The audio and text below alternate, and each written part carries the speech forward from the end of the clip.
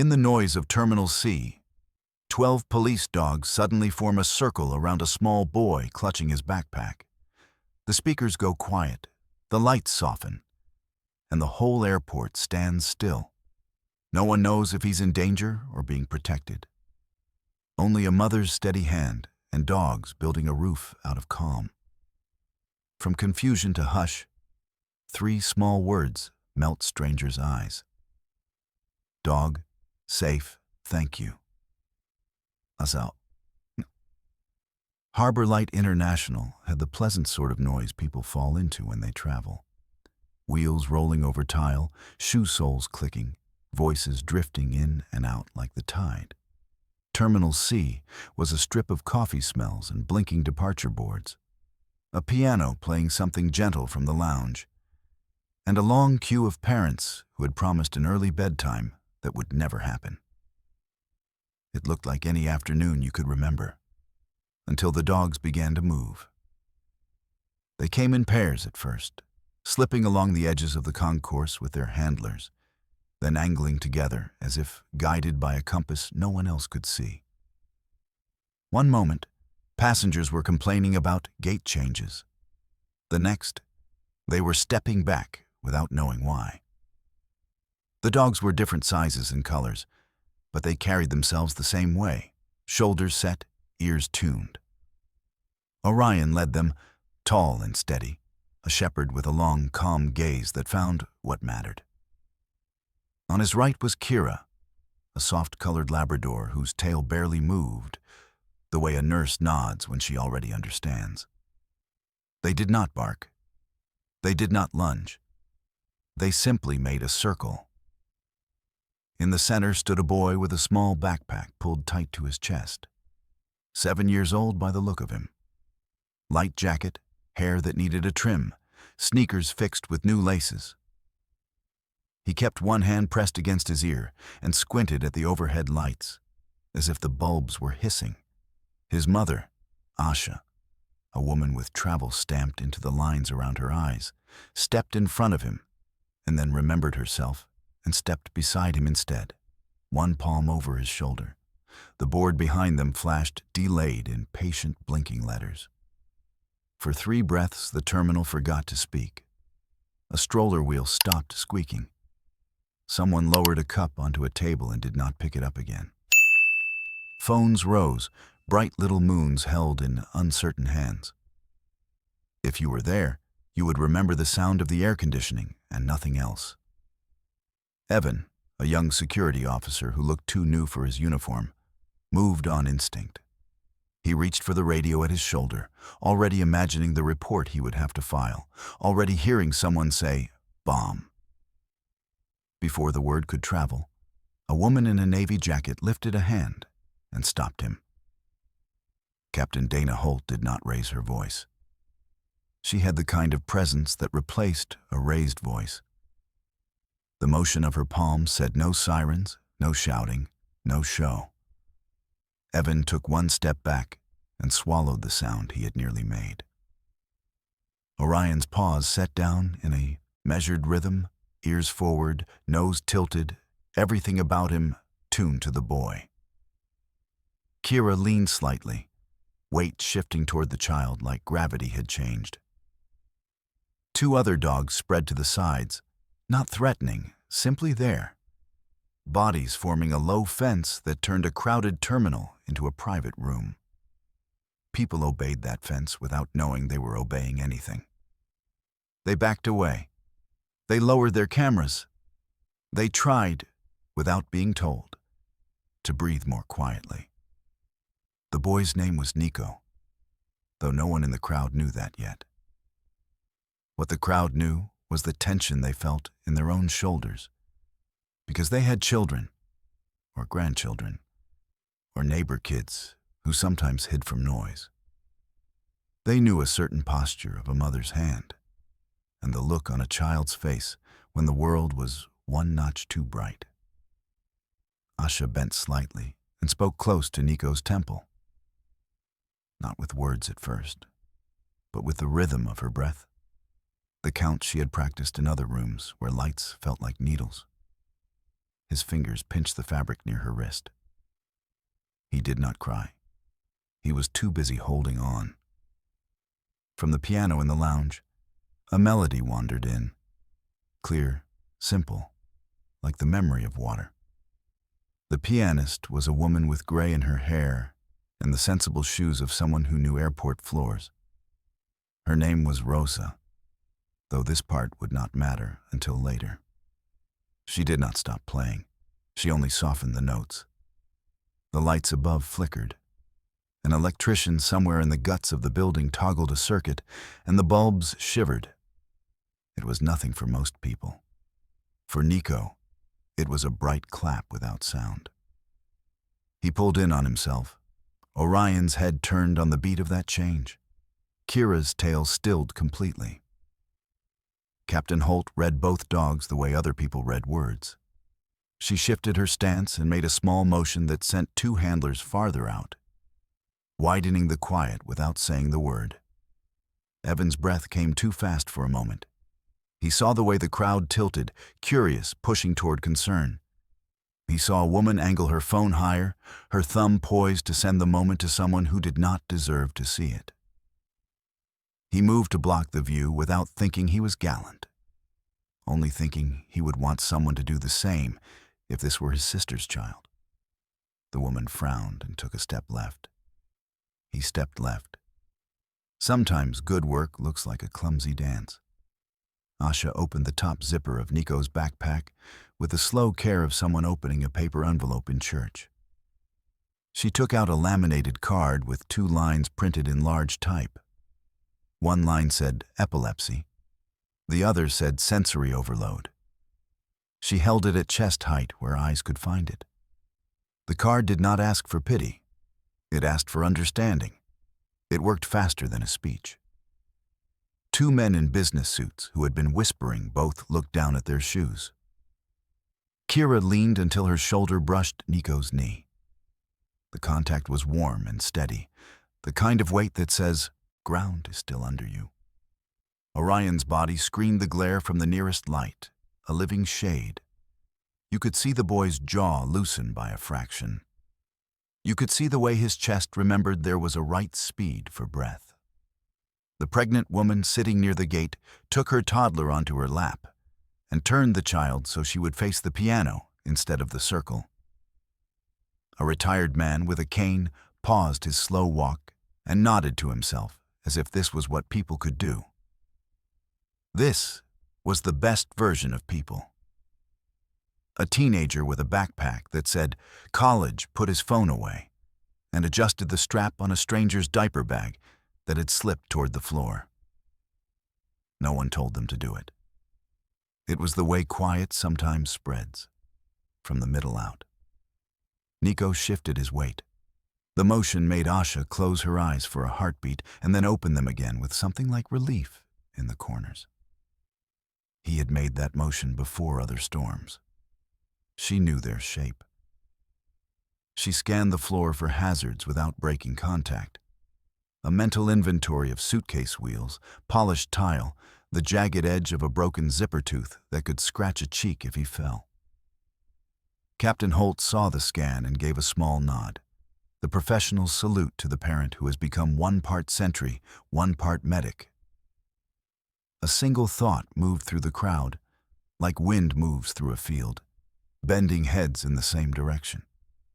It was not a dangerous child. It was a child near danger that lived inside him, and dogs who understood how to build a wall you could not see. The departures board blinked. The piano carried on. The cleaning cart paused and, after a second, backed quietly around the far column instead of crossing the open space. A pair of pilots stopped at the edge of the circle, their caps held in their hands, and waited with the odd patience of people used to schedules but willing, for once, to let time have its say. No one would remember the flight numbers. They would remember Orion's eyes, steady as if he had planted something firm in the air and invited a frightened boy to stand on it. They would remember Kira's shoulder at a knee that needed anchoring. They would remember the mother's hand that never squeezed too hard, and they would remember how a busy room decided to be gentle. It was not dramatic. It was not the kind of action you see on posters. It was better than that. It was the quiet part of courage that does not ask for applause because it is busy doing the work.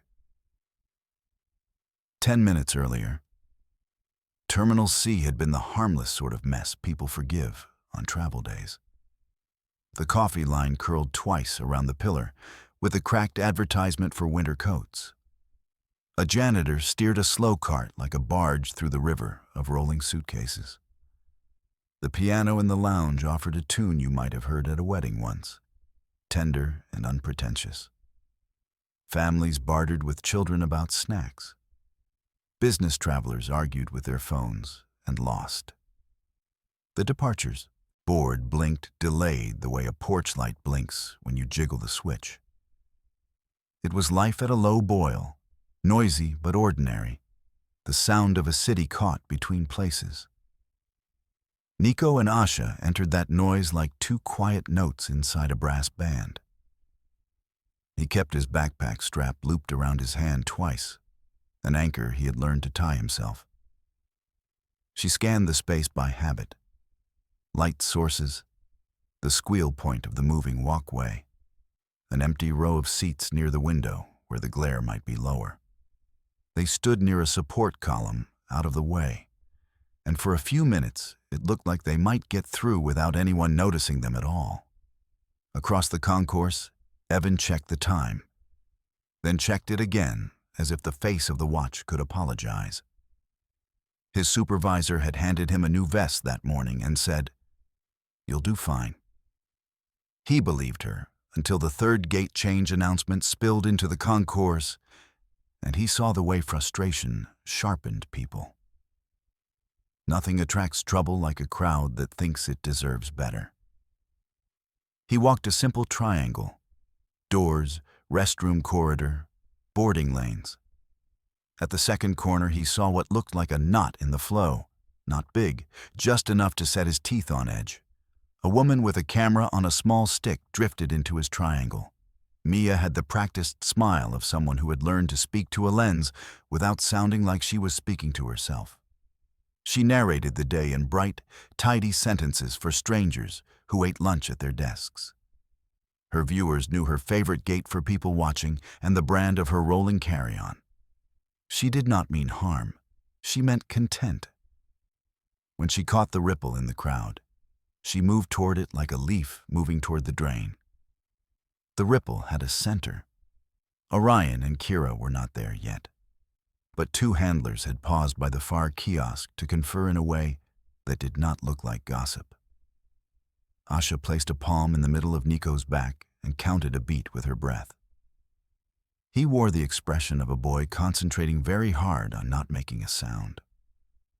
The overhead speakers hummed, then clicked, a harmless mechanical hiccup. He flinched. She leaned nearer, putting her voice where the hum could not reach. Rosa, the pianist, finished a piece and let her hands rest on the keys while the last chord faded. She looked up the way gardeners look at sky, judging weather. Something in the air felt unsettled, the way a room does before a storm, even if the windows are closed. She chose a simpler melody, one with long notes that do not startle, and set it down like a blanket.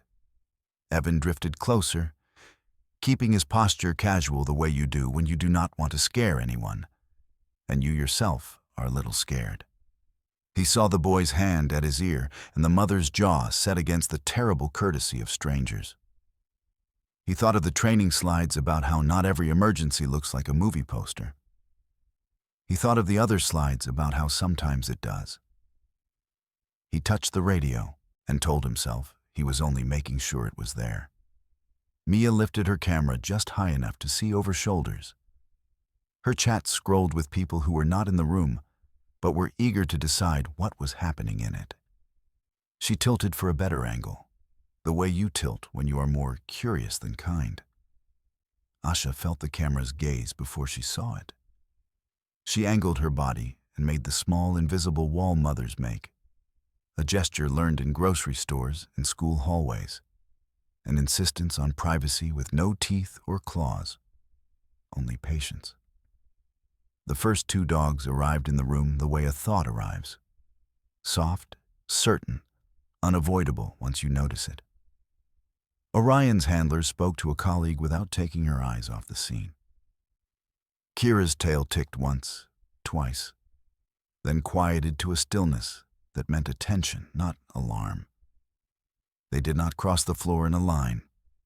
They drifted in and settled like heavy birds, deciding which branch will hold. People shifted to make room without being told what they were making room for. Nico pulled the strap tighter. Asha matched her breath to his, in for 4, out for 6. The count she'd memorized in kitchen chairs and waiting rooms. The overhead lights buzzed again, just enough to sharpen the edges of the world.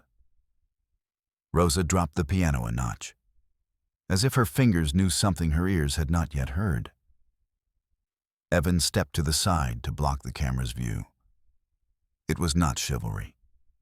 It was decency practiced, until it felt like muscle memory. Captain Dana Holt arrived with the steadiness of a metronome. She didn't rush. Rushing is for people who want credit. She noted the angle of Nico's shoulders, the way Asha kept her voice near the boy's cheek, the pause in Kira's tail, the set of Orion's ears. She slid into place the way a missing piece slides into a jigsaw puzzle and turns confusion into picture. Evan opened his mouth. Dana lifted a hand. The air changed. You could feel the crowd prepare to be entertained. People are not proud of it, but there it is. You could also feel the room prepare to be kinder, because most people are better than the worst thing you read about them. A gate agent glanced over and, without speaking, moved a stack of plastic boarding stanchions to create a shallow curve away from the family. A teenager with a team hoodie took one step back, and seeing he had room to spare, took another. Mia's live chat guessed wildly.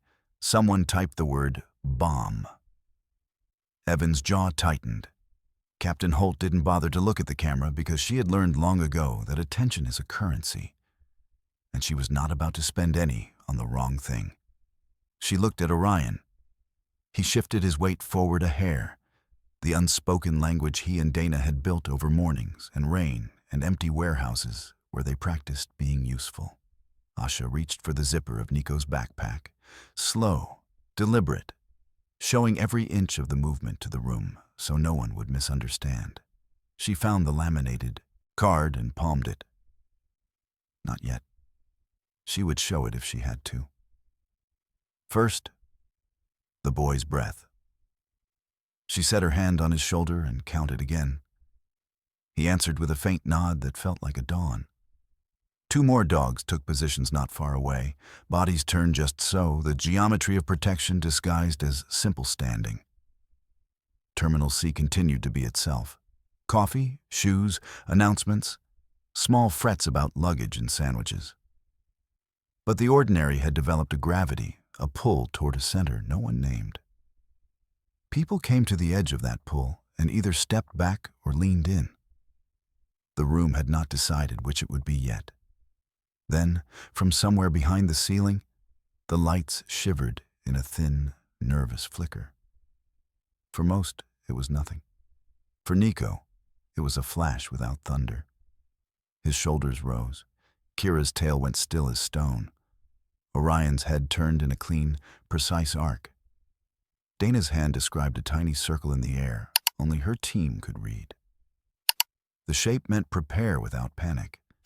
It meant make space without making a scene. It meant the next minute mattered more than the last 10. Mia lowered her camera an inch, enough to change the attitude of the lens from hunger to interest. Evan shifted one step closer to Asha, not to crowd her, but to be the wall she had been building alone since they walked into the terminal. Rosa lengthened the notes until you could have sworn you could see the sound, wide and low, covering tile and shoes and breath. The boarding board blinked again. A baby fussed and then quieted against a grandmother's shoulder.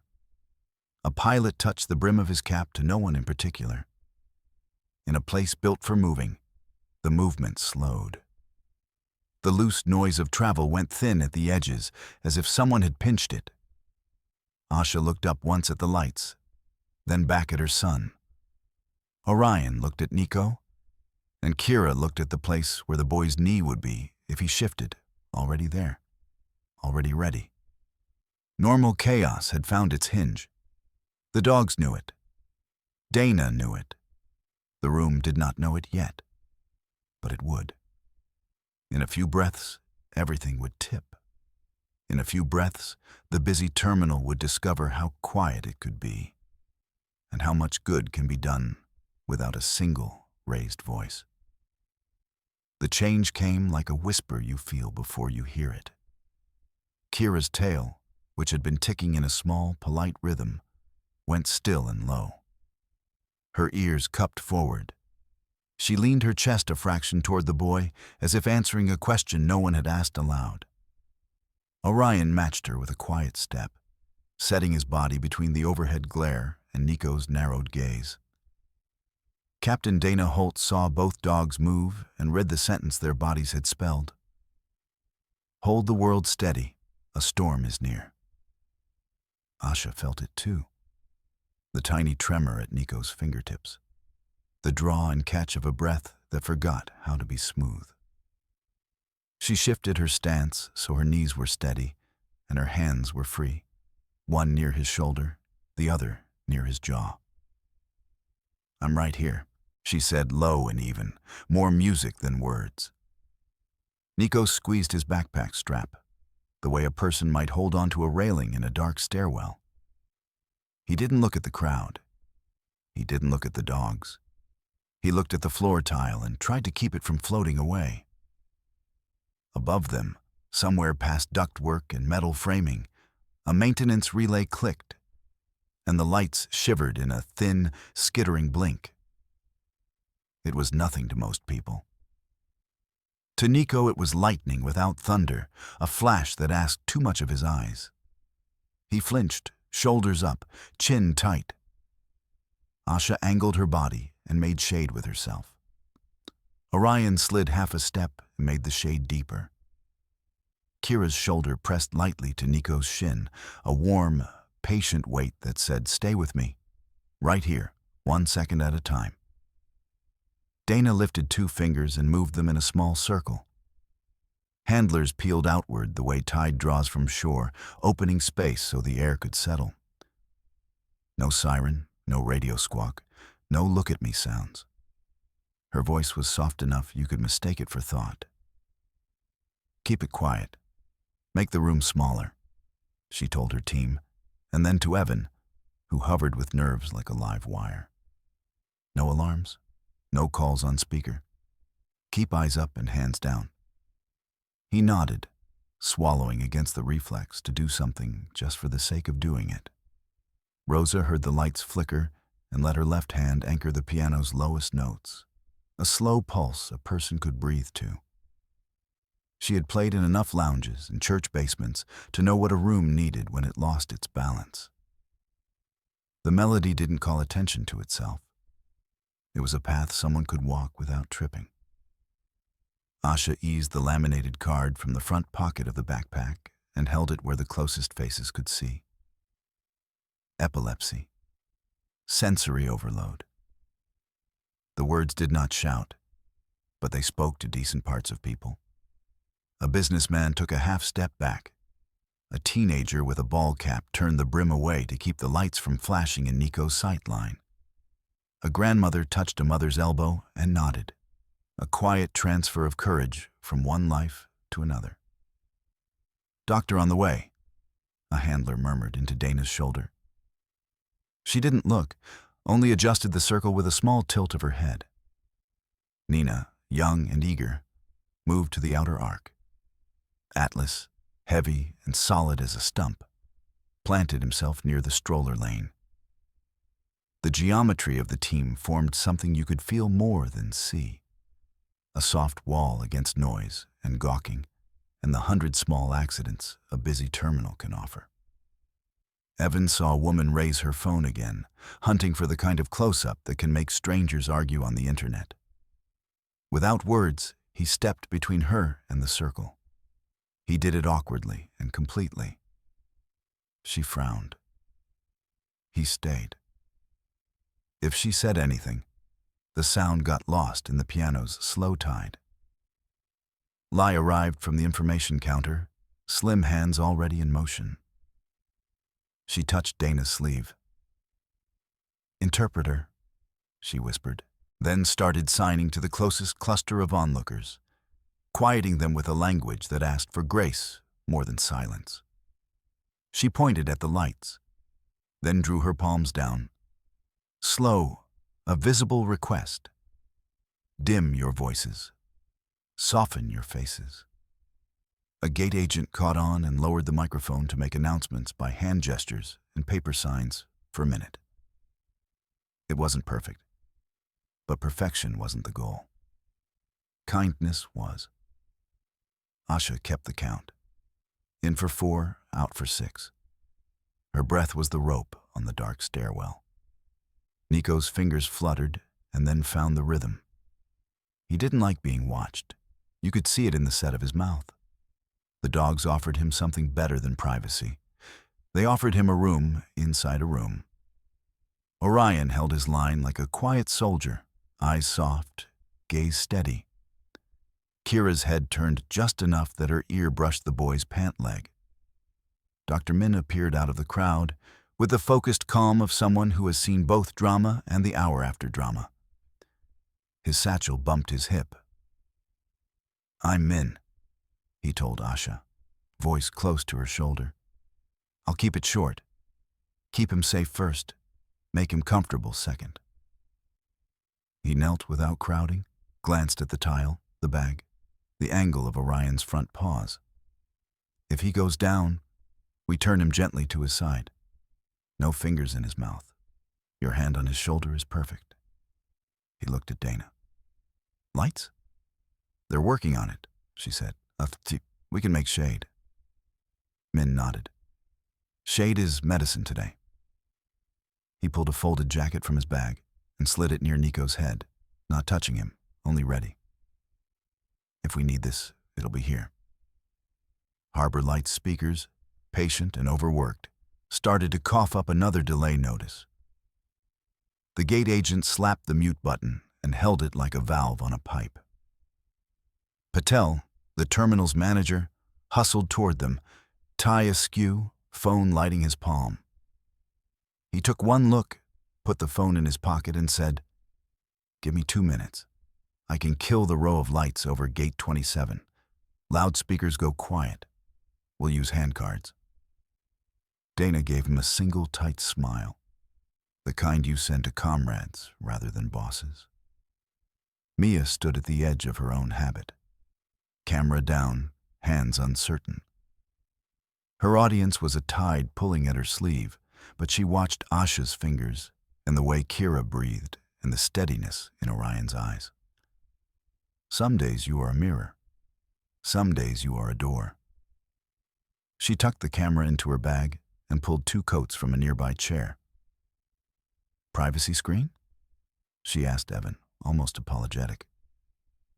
He blinked, surprised, then nodded. Together they made a small wall of fabric that turned curiosity aside without turning people away. The relay in the ceiling clicked again. This time Patel got there first. A strip of lights over the circle sighed off, leaving a softer wash from the far side windows. The change felt like shade after noon sun. Rosa thinned the piano to a thread of sound. Lai's hands drew another, breath in the air. The room obeyed. Nico's knees loosened, as if gravity remembered him. His head tipped a little, eyes heavy with the work of staying. Hands twitching, he tested the floor with the sole of his shoe, the way a swimmer tests a step underwater. Asha's voice stayed right where his ear could find it. "With me," she said, steady and sure. "We ride the wave and let it pass." Kira shifted her weight. The press of her shoulder to Nico's shin grew firmer, then softened. A cue and a comfort. Orion's stance broadened, blocking a shard of glare that had been slipping off a metal sign. You could feel the crowd let out an inch of breath. Not relief. Readiness. Evan watched the line of people across from him change expressions. Suspicion slackened into concern. Concern sloped toward care. A mother with a sleeping baby rocked on her heels and hummed along with the piano without thinking about it.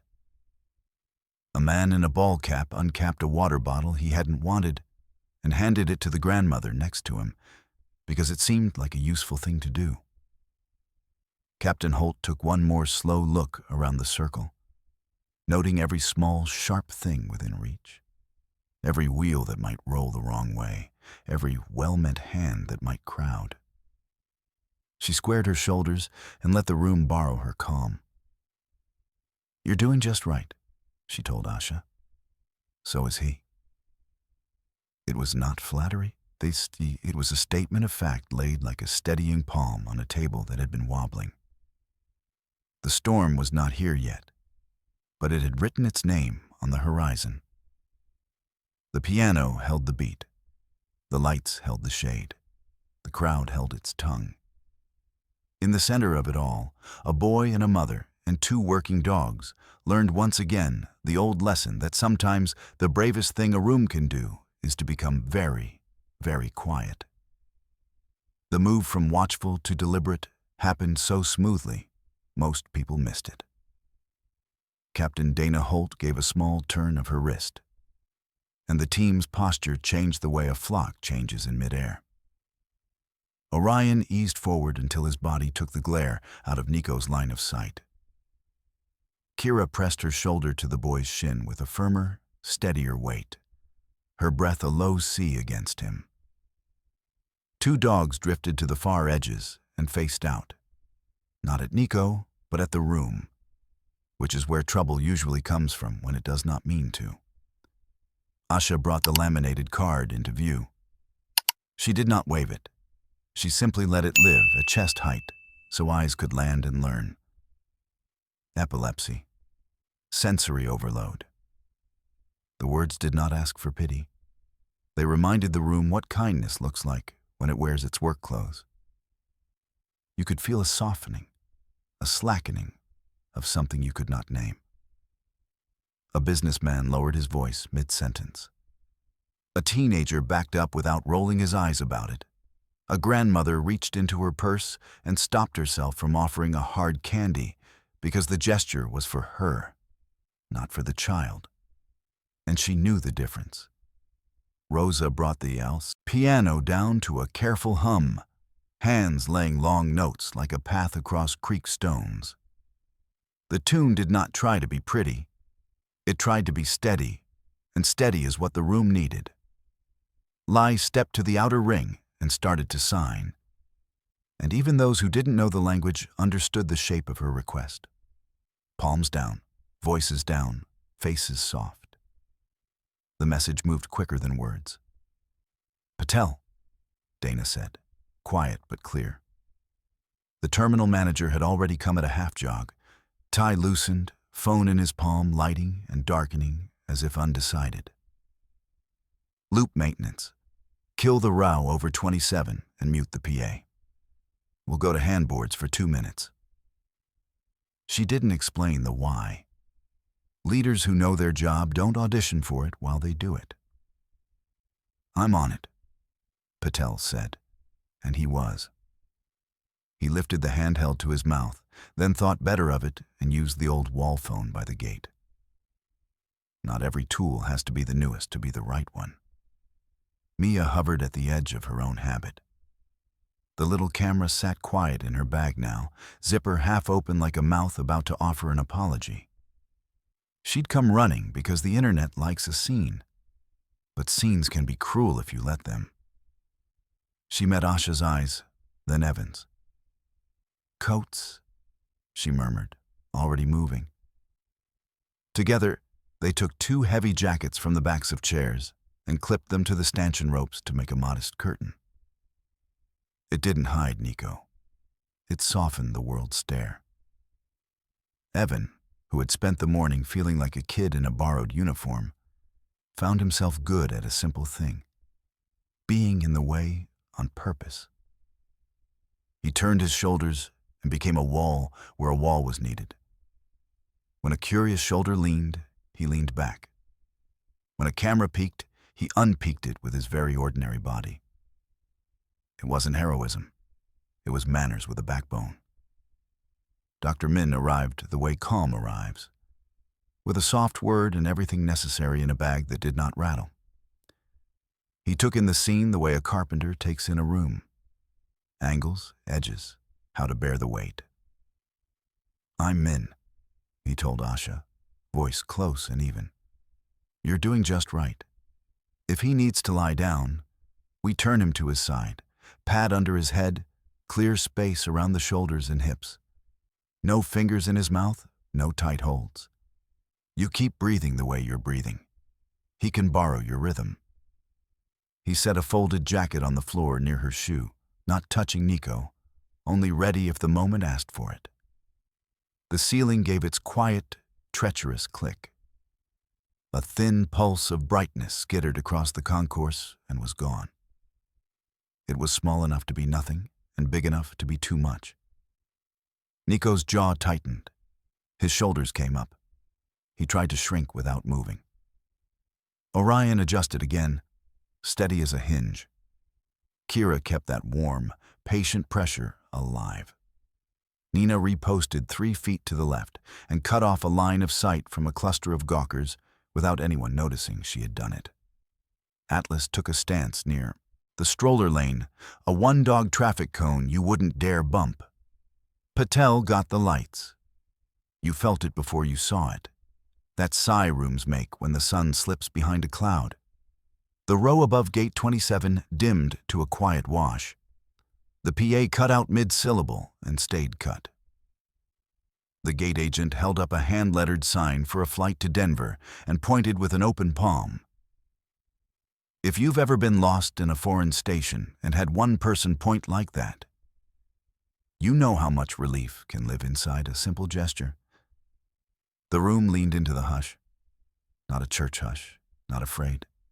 An earned hush. The kind people choose because they can see why it matters. Asha kept her voice at Nico's ear. "With me," she murmured. "In for 4, out for 6. She didn't count the numbers out loud. She placed them in her breath, like stepping stones. He found them with his feet. His fingers fluttered, then steadied. He was not fine. He was held. Lace made another small circle with her hands, and a gentleman in a blazer took off his watch because even the little tick might be a bother now. A young mother turned her stroller so the baby faced away from the circle and toward the piano.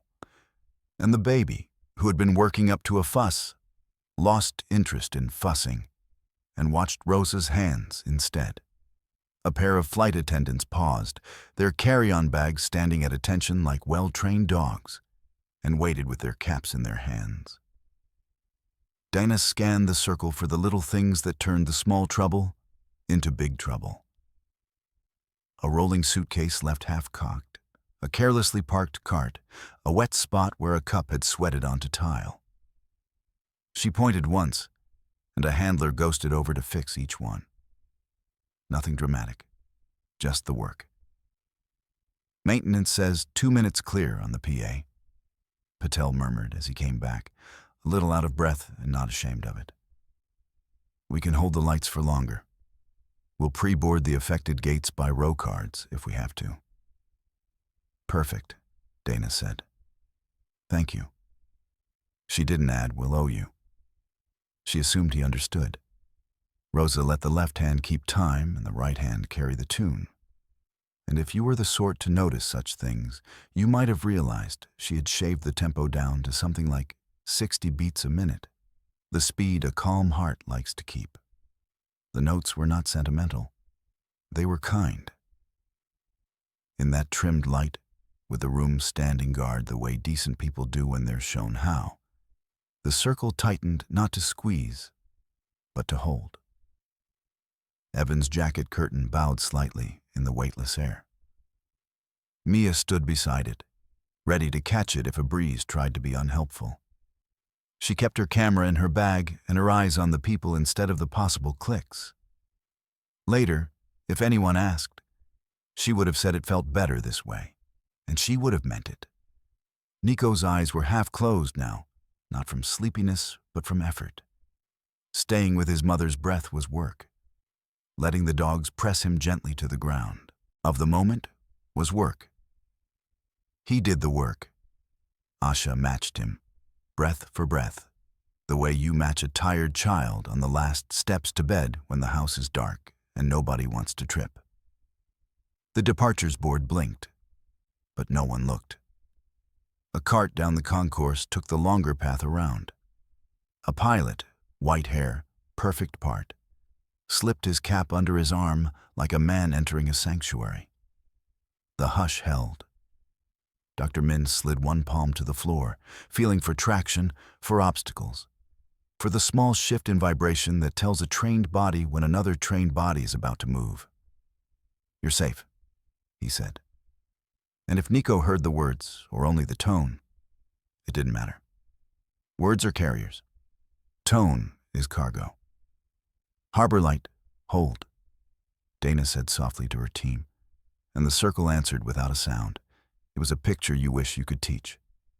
Dogs and people building a room inside a room.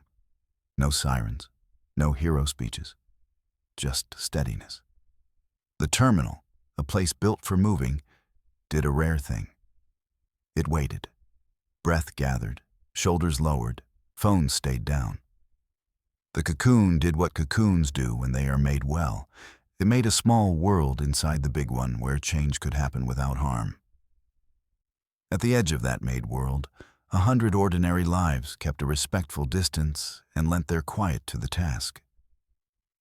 It is a strange kind of courage, choosing to do nothing loud when everything in you wants to fuss and fix. But the choice held. The hush ripened. The light thinned to honey. In that stillness, you could hear the smallest sounds. A zipper settling, a shoe rubber finding grip, a mother's breath arriving on time. And you knew, without anyone having to tell you, that the next moment would ask for all of it. It started with a tremor, small enough to hide in a breath. Nico's fingers fluttered once, then again, as if a bird had opened and closed its wings in his hands. Asha felt the flutter and answered with a steady tide of her counting, in for 4, out for 6, the rhythm that had carried them through nights and school hallways and waiting rooms that smelled like bleach. "I'm here," she said, not louder, only nearer. Kira deepened the press of her shoulder against the boy's shin, a living sandbag holding back a swell. The swell came anyway. Nico's gaze slid past his mother's cheek and fixed on a point no one else could see. His jaw clicked. His knees wobbled. It wasn't dramatic, not the way people imagine when they say the word. It was the body's quiet misfire, a storm moving through without asking permission. Asha eased him down with the grace of a practiced hand, turning him to his side as Dr. Min had placed the folded jacket for a pillow. "Good," Min murmured, his palm settling near the boy's shoulder without taking it. "That's exactly right. Let him move, clear the hips, watch the breath." Orion widened his stance and screened the light. He did not fuss. He did not fret. He became a wall that breathed. Kira kept the deep pressure steady, easing when a shudder grew sharp and returning when the shudder passed, the way you would rock a cradle through a rough patch on an old floor. The piano thinned to soft lines of sound, Rosa's left hand counting a slow, sturdy measure, her right hand laying a path for breath to follow. The room felt the storm without needing to see it. It answered with stillness. Coats on stanchions fluttered and settled. Lai's hands spoke to the edges. Slow, softer, wait. A gate agent raised another paper sign, and pointed calmly, and an entire boarding group adjusted their path as if they had practiced this sort of kindness. Phones stayed down. Eyes learned a decent place to land. The handler's shoulder, the piano, the sign, the floor. On the far side of the circle, a thin old man in a veteran's cap tugged at his collar. The hush had asked him to hold his breath, and his chest had taken the request too seriously. His name was Turner. He reached for his cane and missed it by an inch. His daughter wasn't with him today. He had promised her he'd be fine. For a moment he wasn't. Breath came in short, stiff sips. He sat hard on the nearest chair and tried to pretend he had only meant to rest. Atlas saw the stumble before anyone else did. He flicked a look to Captain Holt, a question wrapped in a glance. Donna nodded once. "Nina, Atlas, East Edge," she said, quiet as a thought. To Min, she added, "We'll split light." Min's eyes flicked to Turner, then back to Nico, then up to Evan. "Oxygen," he said, not as a panic, as a grocery item on a list. "Wall unit by the AED." Evan had spent the day wishing for something he could do right. Here it was, mundane and important. He cut across the concourse without bumping a knee or a stroller, shoulders broad where they needed to be broad, narrow where they needed to slip through. By the column, the white box with its green heart and lightning bolt weighted with the AED and the small emergency oxygen kit that most people never notice. He got the box down, fumbled the latch, got it open, and jogged back at a pace that said respectful urgency, not alarm. "Good man," Min said, meeting him halfway. He clipped the mask, cracked the valve, bled the line, and handed the soft ring of plastic to Turner with the matter-of-fact tenderness of a barber straightening a collar. "Easy," Min said. "You're not in trouble. You got surprised by quiet." Turner allowed himself a rasp of a laugh, and then a longer pull of air. "This room," he whispered through the mask, "sure taught me something." Nico's body rode the wave. Asha kept the shore ready. She made space at his hips and shoulders. When his jaw tightened, she turned his face the angle Min had shown her in a clinic months ago, the angle that keeps the airway honest. Kira's breath kept time with Rosa's left hand. Orion adjusted again, a sentry shading a lantern. The worst of it rose and crested. You could see the crest in the loosened fingers, in the way the toes uncurled, in the softening line of a child's brow. Patel returned with a small clutch of maintenance techs who looked like they'd already been in 3 arguments with 3 different wires today. He didn't make them walk into the circle. He sent them to the breaker that fed the far bank of lights and held the door so it wouldn't bang. When the switch dropped, a gentle dusk settled over Gate 27. The rest of the terminal learned in that dimness how to be bright for reasons that had nothing to do with bulbs. Mia stood at the edge of her own redemption. Coat in hand, camera zipped away, cheeks wet and unremarkable. She kept her body where it made the most sense, between curiosity and the boy. If anyone in her chat demanded footage later, they would have to make do with the story she would tell instead, told with the kind of care that trades clicks for dignity. Lai stayed near the outer ring, explaining with her hands why the hush mattered. People read her palms better than they would have read a speech. A young man with tattoos like vines up his forearms whispered, "I used to know a kid like him," to no one in particular, and then realized he didn't need to whisper because the room already understood. Turner's breath settled into a more comfortable ledger. He tapped the mask with 2 fingers, grateful and a little embarrassed. Evan gave him a small salute that felt less like theater and more like 2 people saying, "We got through it." Dana cut her gaze back to the center and recalculated. The circle held. Nothing sharp near the boy.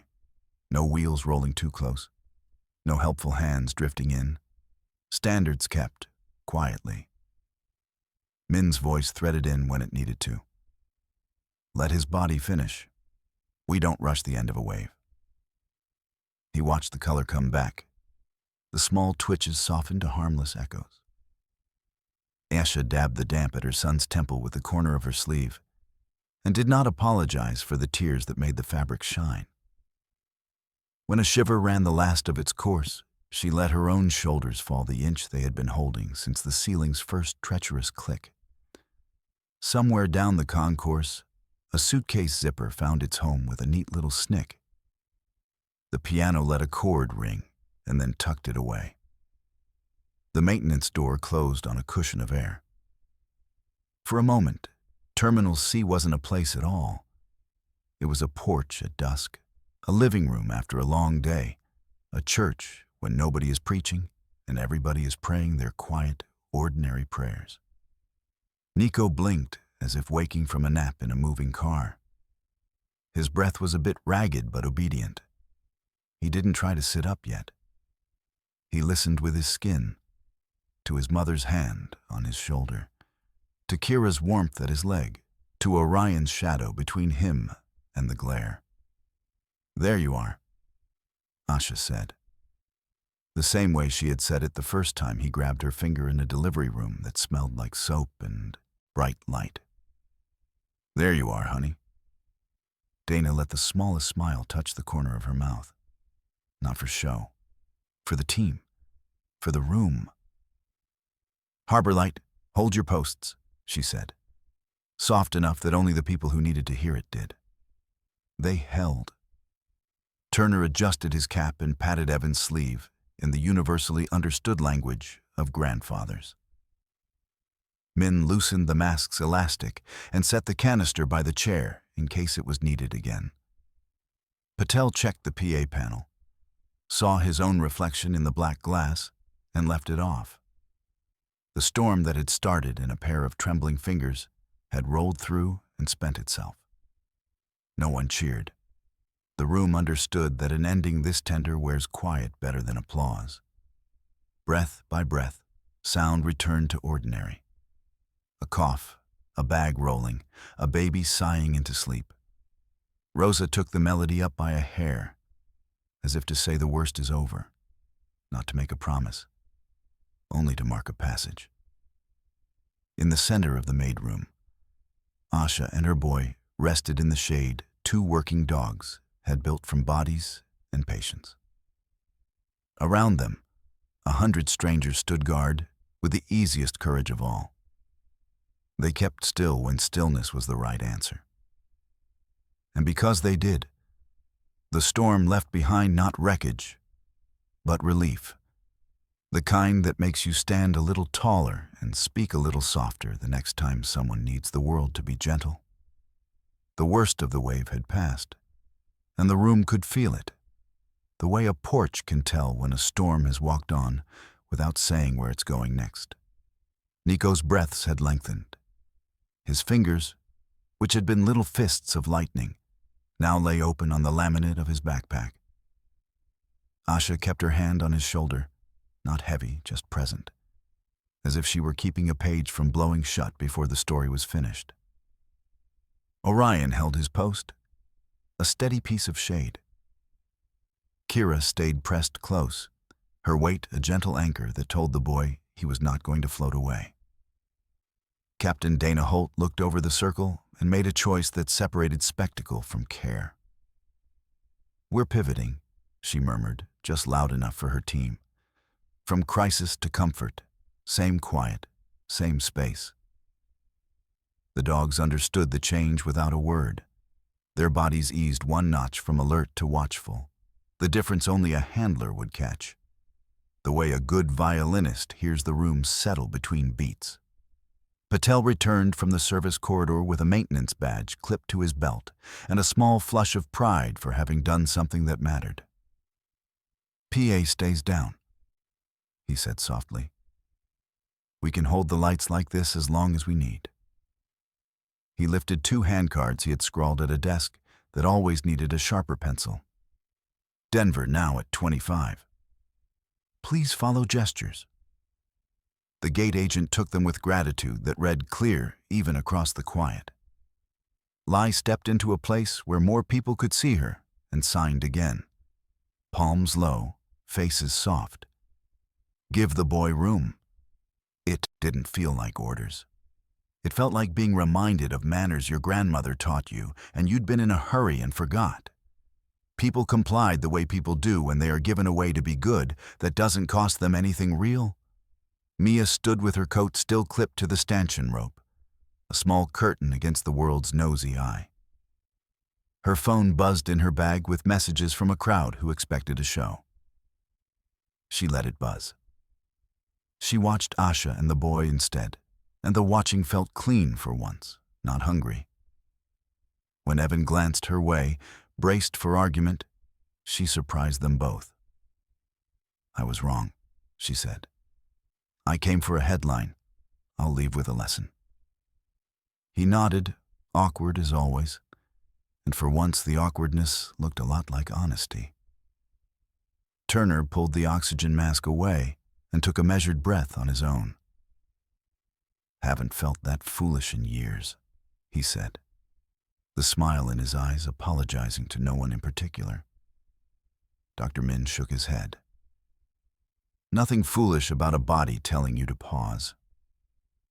He checked the canister valve and set the kit within easy reach, like a good neighbor setting a glass of water by a bed. Rosa lifted the melody by a hair, keeping the tempo steady as a heart at rest. If you listened closely, you could hear how she left room between the notes for breath to slide through. It was the kind of playing that disappears into the people it helps. A mother near the window rocked her baby and found the sway on the first try. A teenage boy with a ball cap turned the brim backward so the lights wouldn't flash in anyone's eyes. Small courtesies cross-pollinated until the room felt like a garden more than a station. Asha took the laminated card and held it again at chest height. Not as a shield, but as a lantern in case anyone new wandered close and needed to understand without being told. A man in a navy blazer read the words and nodded to himself. A private promise not to be the problem. 2 flight attendants paused to check on their boarding lane, then stayed because you don't step away from a good thing until you know it has legs of its own. Evan, Dana said, and the young officer straightened like a flag catching a breeze. You're doing fine. It came out simple, with no bow on it. People underestimate what a plain compliment can do in a long day. He took one more step to widen the shoulder wall he had become and felt.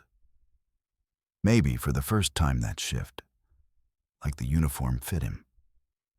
Nico blinked, then blinked again, as if returning from a far shore where everything is louder and too bright. He didn't try to speak. He didn't have to.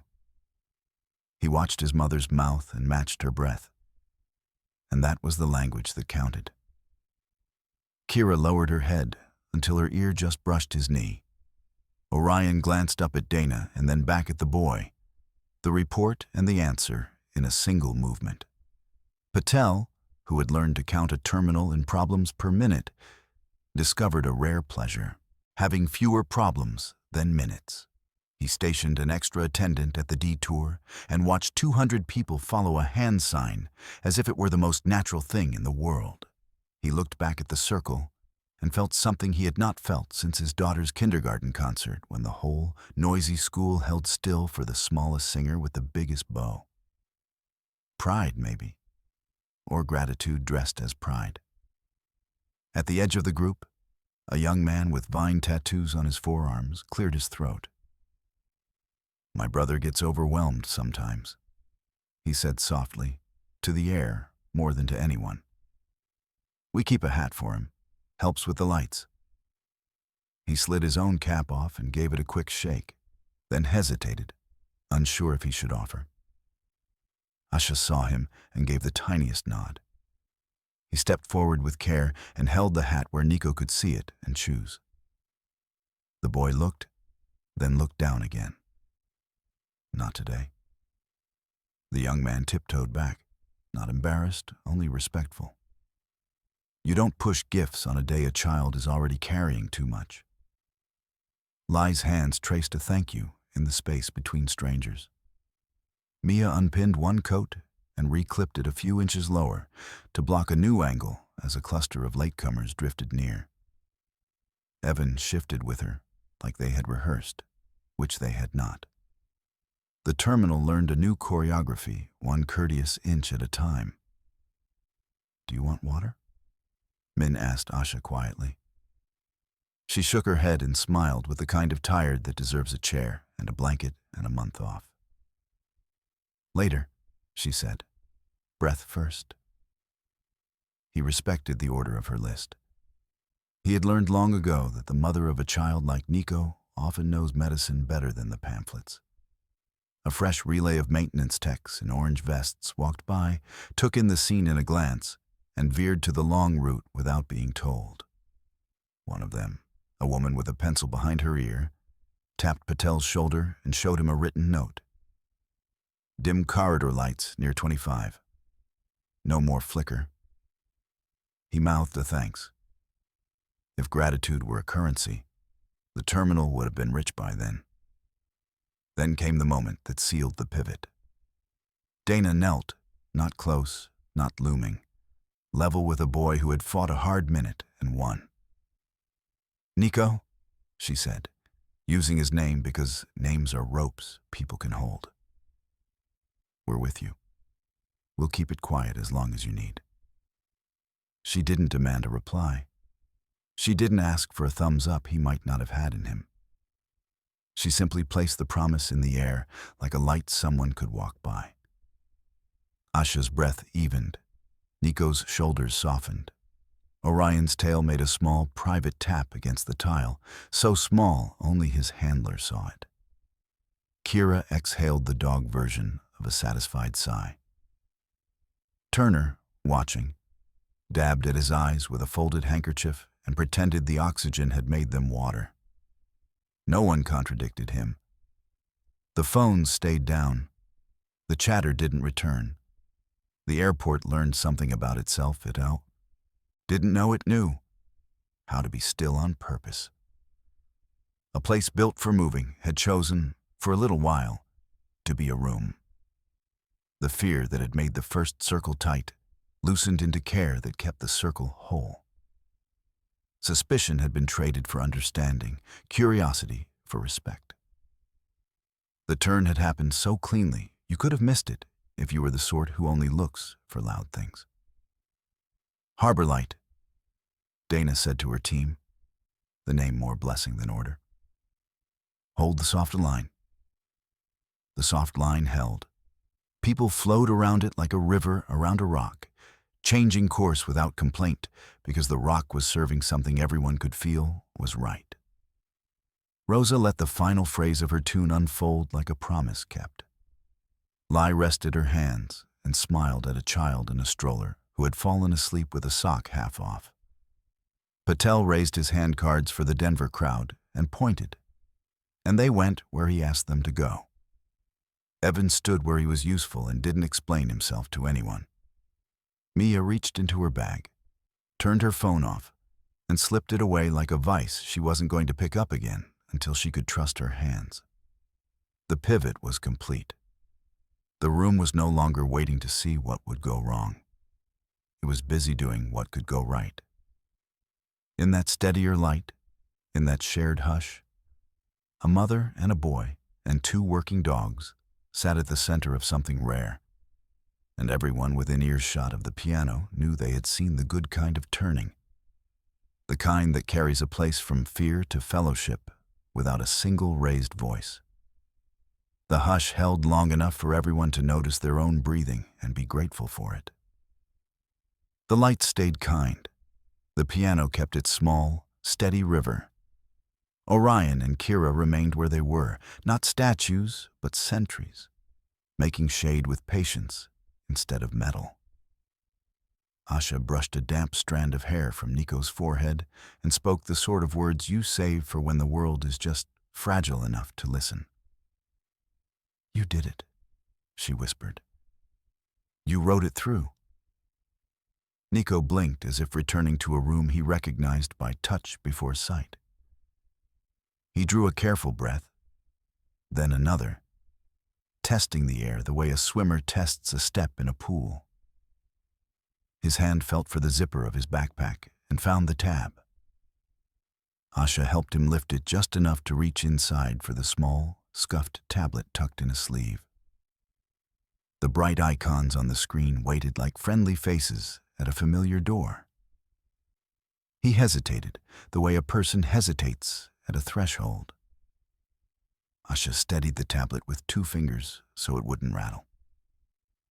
Kira's shoulder gave one more gentle press and then eased, letting him find his own balance. Orion watched the boy's eyes, and the tablet's glow the way a careful father watches a child's hands when they're learning to tie a knot. Nico tapped once. A simple square lit up with a picture of a dog. The tablet's voice spoke in a clear, small tone. "Dog." A few heads lifted and a few shoulders softened, because that single, honest word contains more comfort than most speeches. He tapped again. A green shield with a little heart. "Safe." There was a pause, and some of the room held its breath all over again, as if watching a man cross a narrow bridge. Nico pressed a third icon, a blue circle with open hands. "Thank you." It wasn't loud. It didn't need to be. The words landed exactly where they were meant to land. Asha laughed a wet little laugh and kissed her fingers and touched them to his hair. Captain Holt's mouth made the smallest smile. There and gone, like a porch light flicked once to let you know you've been seen.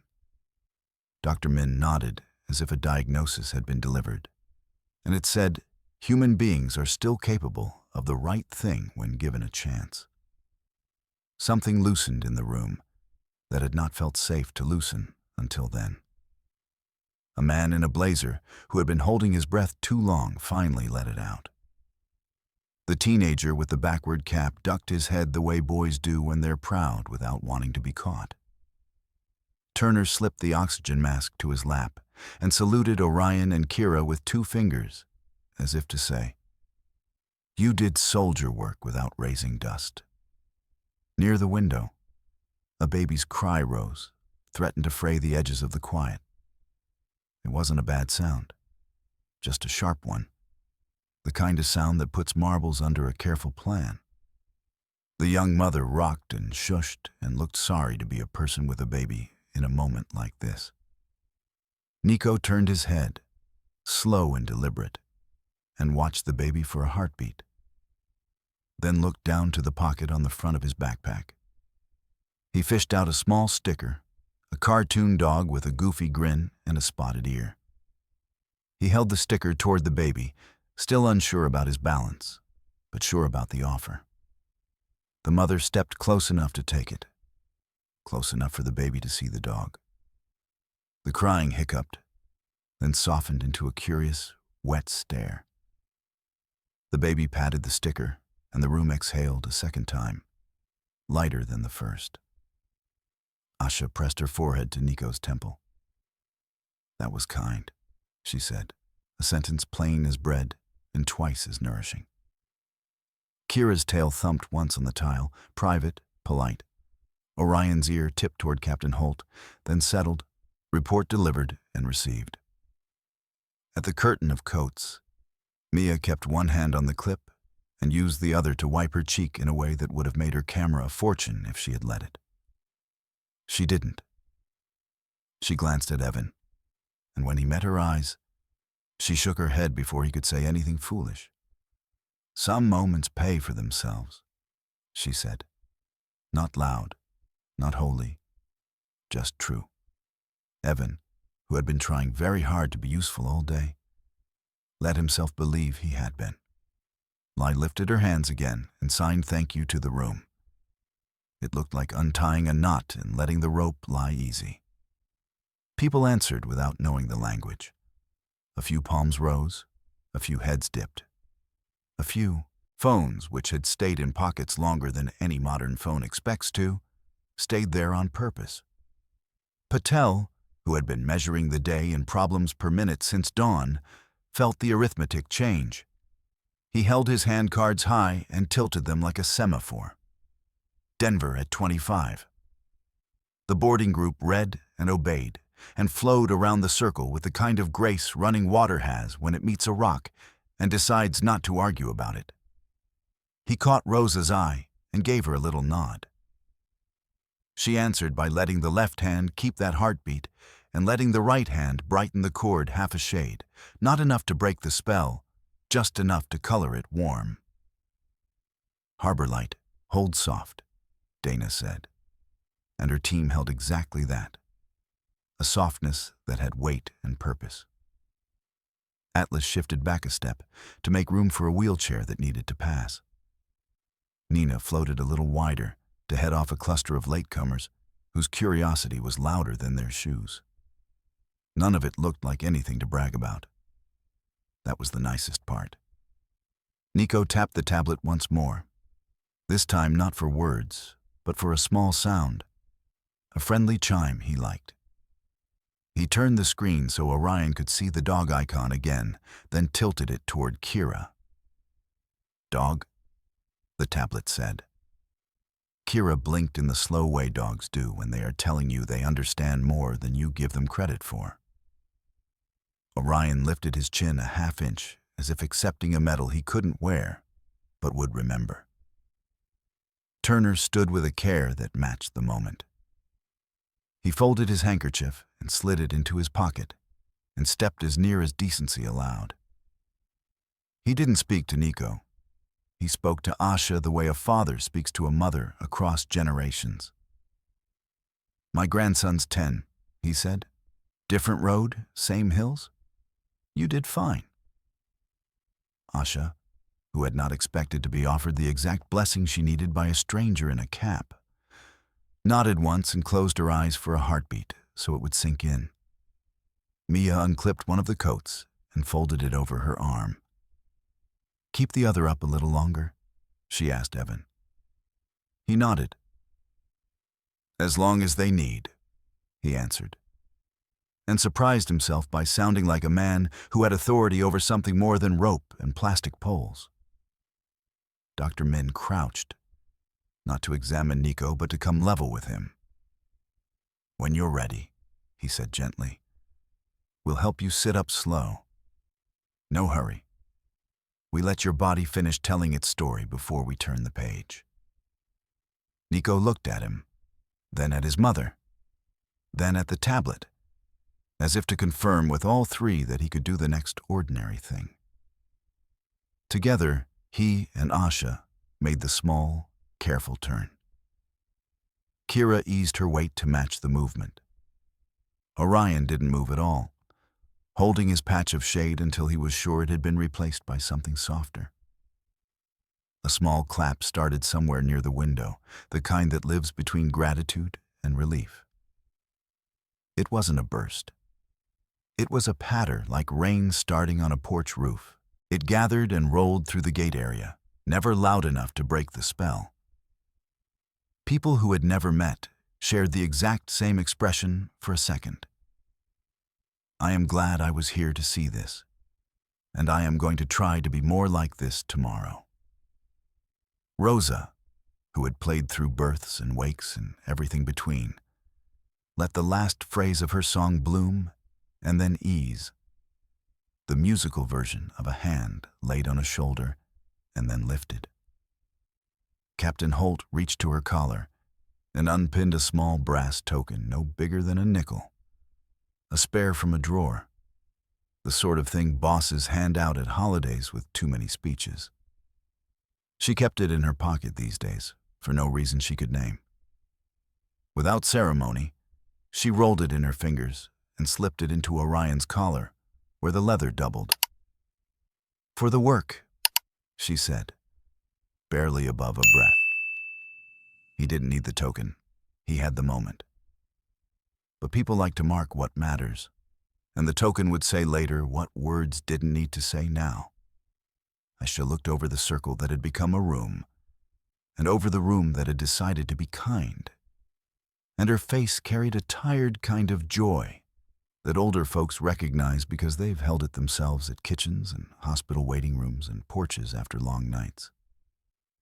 She touched Nico's cheek. "Tell them again," she murmured. He tapped the tablet once more. "Thank you," it said. And this time the words felt like the warm steam that rolls out when you open bread fresh from the oven. The baby made a happy noise at the sticker dog and waved it like a flag. The teenager with the backward cap gave Nico a little nod from the edge of the circle, as if joining a club with no sign-ups, only kindness. Turner adjusted his cap and stood a bit straighter on purpose. Patel looked at his quiet PA panel and decided quietly to keep it quiet a little longer. Lai let her hands rest and smiled at the mother and the boy and the dogs. The way a teacher smiles on the last day of school when all the hard parts proved worth it. Nobody rushed to make a speech. Nobody needed to. The reason the airport had fallen silent stood right there in the middle of it, resting one hand on a tablet and the other in his mother's. If you had asked the room for its headline, it would have given you something plain enough to keep. The dogs knew to protect, the people learned to help, and a child found the words to tell everyone how it felt. In the distance, a jet taxied with the soft, steady hum of a town going back to work. Rosa folded her hands in her lap and let the last chord fade into the kind of quiet you don't want to spend all at once. Dana looked to her team and saw what she needed to see. Readiness without edge. "We'll give them a minute," she said. "Then we'll walk them when they're ready." Her voice made a promise out of a plan. Orion finally let his tail make 2 slow taps. Permission granted by the only judge who mattered. Kira's head found its comfortable place close to Nico's knee. Asha leaned her shoulder against the column and let her own eyes close for a count of 4 in and 6 out. The first breaths of the afternoon that belonged to her. The airport, which had learned how to be a room, would soon return to being an airport. But it would not be quite the same one it had been an hour earlier. It had learned a new trick, how to be gentle on command. And the command, delivered by a boy with a screen and a few brave taps, was as simple as it gets. Dog, safe. Thank you. When the room knew the boy was steady, the hush loosened into something like relief. Not a party, not applause, just a warm exhale passed from stranger to stranger. Asha rested her forehead against Nico's hair and let the first real smile of the afternoon show itself. Orion and Kira stayed close, as if they were keeping the last bit of shade in place, until the sun remembered how to behave. Captain Dana Holt rose, brushed one knee, and did a simple thing that made sense to anyone who has ever wanted to mark a good moment without ruining it. She reached into the small pocket inside her jacket and found the brass token she kept there. It was no bigger than a nickel, stamped years ago with a plain star and 2 words that sounded almost old-fashioned. Quiet courage. She rolled it once between finger and thumb, then slid it into the doubled leather of Orion's collar, where it would rest against the dog's neck. "For steady work," she said, just above a whisper. Orion didn't look at it. He didn't need to. He had the job, and the job had been done. Patel checked the muted PA panel, looked down the concourse at the hand cards being read without complaint, and made a decision he would be proud of when he told it at dinner. "We're going to pilot a quiet lane at Terminal C," he told the gate staff in a voice meant for them and anyone near enough to hear. "Lower lights, no announcements, handboards only, when families request it. We just learned how. let's not forget. The agent at Denver nodded, already drawing the first card. Quiet lane active. People didn't cheer. They nodded back, the way folks do when a sensible idea finds its shape. Dr. Min knelt once more to Nico's level. "When you're ready, we'll stand slow together," he said, and put his palm on the floor to show he wasn't in a hurry. Nico looked to Asha, then to Kira's ear, then to Orion's shoulder. He tipped the tablet toward his mother. She smiled and set it back in his bag, as if they were closing a book after a chapter worth remembering. They rose the cautious way you rise on a boat after the wake has passed. Nothing rushed. Nothing wobbled more than it had to. Turner stepped forward with his handkerchief folded into a neat square and a small metal tag in his palm, the kind boys used to hang on ball caps.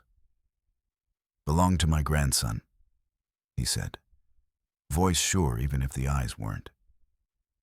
"He wore it the year he learned to breathe, through the hard parts.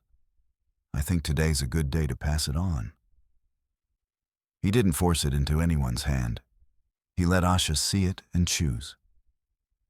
She closed his fingers around it for a second, the way you close a promise, and then tucked it into the little zip pocket on Orion's collar beside the brass token. "He'll carry it," she said. "And so will we." Near the rope, Mia unclipped the last coat and folded it carefully, as if it were a flag. "I came for clicks," she admitted to Evan, without the drama she could have mustered. "I'll post a note instead. No faces, just what I learned." Evan, who had been trying all day to be more than elbows and a uniform, surprised himself by shaking her hand like a neighbor. "What you didn't film," he said, "might be the best thing you made." She nodded, and the nod looked like a person setting down something heavy. Lai drew a slow breath, then signed thank you to the crowd one more time, shaping the air into a courtesy that didn't cost anyone a dime and was worth more than most things that do. People answered with small gestures that will never make headlines. A hand to a heart, a brim tipped, a phone kept in a pocket on purpose. Rosa let her last chord settle and turned the page of her music without playing a note. An old musician's way of saying the song had ended, even if the feeling of it he hadn't. The airport's sounds returned on soft feet. Wheels, voices, the distant throat clearing of a jet. Patel lifted his handcards and guided the Denver crowd around the circle as easily as water finds the lower ground. Atlas and Nina shifted to reopen a path. Someone murmured thanks without needing to know names. "Walk?" Dana asked Asha, the offer shaped like a question that could be refused. Asha nodded. Short and slow. Kira took the inside near Nico's knee. Orion took the glare side, still making shade. Evan and a handler set an easy lane through the watching faces. No one crowded. The circle moved as a small procession, not grand, not solemn, simply respectful. The baby with the sticker dog waved it as they passed. Nico lifted his fingers in a shy echo of the wave. The gesture traveled down the row like a kind rumor. At the corner by the newsstand, a maintenance tech with a pencil behind her ear held up a thumb. Corridor lights ahead were already dimmed. She didn't say good job. She didn't have to. She had done her part and trusted the rest. Patel met them at the glass doors that looked out into the brighter concourse and paused with his hand on the bar. "I'll keep the lane quiet until you're past the checkpoint," he said. "And next time you come through, tell us, and we'll set it up before you arrive." Asha's thank you was the tired kind that means more than the words could carry. Dr. Min stopped at the edge of his domain. "You've got my card if you need anything later," he said, and tucked a folded slip into Asha's palm, not as a doctor. Making a pitch but as a neighbor leaving a phone number on a scrap of paper by the sink. Eat something salty, water later. Rest sooner than you think you can. He touched 2 fingers to the place on his own shoulder where Asha's hand had steadied her boy and gave a gentle nod. Good work. Evan cleared his throat and looked at Dana like a student handing back a broom after sweeping the gym. She spared him the speech he feared and the joke he expected. You stood where you were useful, she said. Do that again tomorrow. It was a plain sentence, and it fit him better than the vest had. He looked taller by a quiet inch. They made it to the security lane without incident. Asha turned, leaned close to Orion, and let her cheek rest against the fur that smelled faintly of sun and work and the floor where they had made a room inside a room. You gave us a roof, she whispered. Kira's tail ticked once. Nico tapped the tablet one last time and held it up so the screen faced the team. Thank you, it said, small and clear, and the words didn't echo because they didn't need to. They landed, and that was enough. Back at Gate 27, the airport remembered how to be an airport. But you could tell it was not the same one it had been. The handcards stayed out a little longer. The lights stayed kind on purpose. People kept a pocket of quiet around a family with a stroller, because it turned out to be easy once you'd tried it. Rosa closed the fallboard over the keys and sat for a minute with her hands folded. A private benediction for an ordinary place that had behaved extraordinarily well. Mia posted a single sentence to a blank screen. Today, a crowd chose kindness over curiosity. No images, no names. Comments filled with people arguing about nothing found no purchase and drifted off. The story traveled anyway, through other mouths, told at dinner tables and over fences and in the low voices strangers use when they want to brag on each other. By evening, someone had pinned a post-it to the staff corkboard by the break room, written in a neat hand with a stubborn pen. Tell Orion and Kira they're the reason I made my connection with my nerves intact. 2 lines below it, a child's crayon drawing of a big dog and a small boy appeared. The dog taller than the plane and the boy smiling with both hands. Before her shift ended, Captain Holt walked past the board, read the notes, and allowed herself the kind of smile leaders save for closed hallways. She reached for the token drawer in the office, then closed it again. Enough medals for one day. Out on the floor, the team reset to routine, the brave kind that doesn't ask for light. At the sliding doors, Asha adjusted the strap on the backpack and put her palm on Nico's shoulder. Ready? She asked. He nodded, and the nod looked like a promise kept to himself. Orion and Kira waited for the movement they knew would come, reading a boy's balance and a mother's breath better than most machines read anything. They stepped into the brighter hall, and the doors whispered shut behind them. If you had been there, you might have thought the headline wrote itself. The airport went silent as police dogs surrounded a child, and the reason melted hearts. But if you asked the people who stood and watched and kept their hands still, they would have told you something plainer and better. A child needed a roof. 2 dogs built one. A room full of strangers held it up. And for a little while, a hard world remembered the sound of its gentler self. Comment 0 to thank the dogs and team for their quiet courage. Or 1 if you want more stories like this. If this moved you, subscribe and turn on notifications so you don't miss the next real-life tale of calm, care, and courage. Your 1 digit keeps these stories going.